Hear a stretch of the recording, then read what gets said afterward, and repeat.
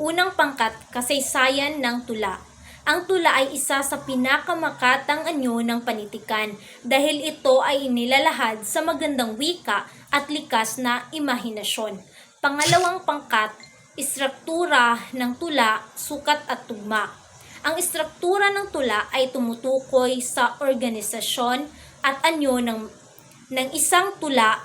May iba't ibang elemento na bumubuo sa istruktura ng tula.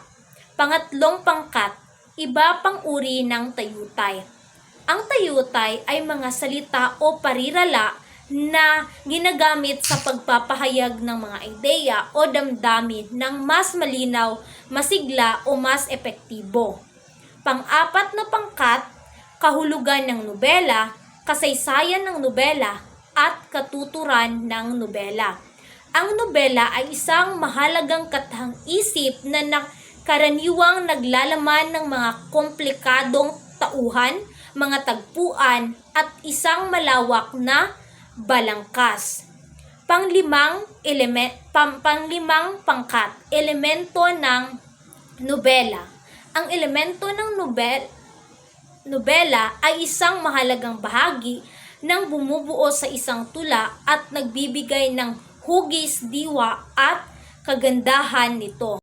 Pangkat-anim, ano ang dula? Ang dula ay isang anyo ng sining na nagsasama ng pangalip, pagkukwento at pagpapahayag ng emosyon sa pamamagitan ng kilos, dialogo at visual na elemento.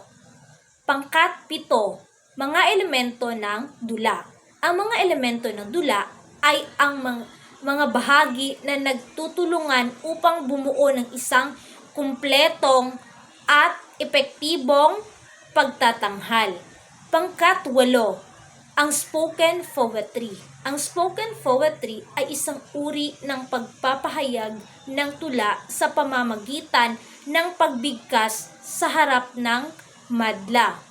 Pangkat-9, pagsulat ng comics.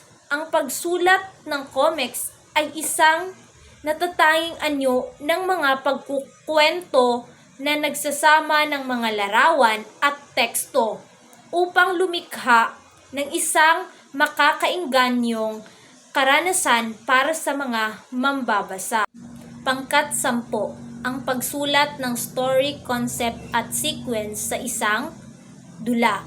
So, ang pagsulat ng story, concept at sequence ng isang dula ay tulad ng binubuo ng blueprint. Ang isang bahay, nagbibigay ito ng malinaw na gabay sa kung ano ang kwento, kung paano ito bubuo, at kung ano ang pangyayari sa bawat eksena. So, sa pangkat-11 at 12, ang poetika.